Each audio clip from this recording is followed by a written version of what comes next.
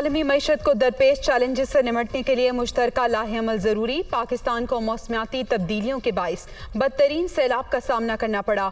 मुश्किल वक्त में मदद पर दोस्त ममालिक के शुक्रगुजार हैं।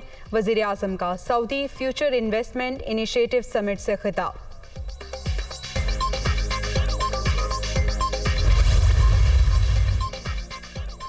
पता चलना चाहिए अरशद शरीफ को पाकिस्तान से बाहर जाने पर किसने मजबूर किया।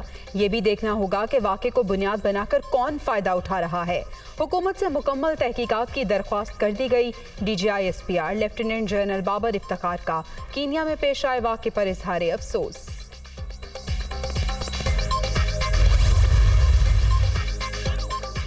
और अरशद शरीफ की जान को खतरा था, मैंने इन्हें बाहर जाने का कहा।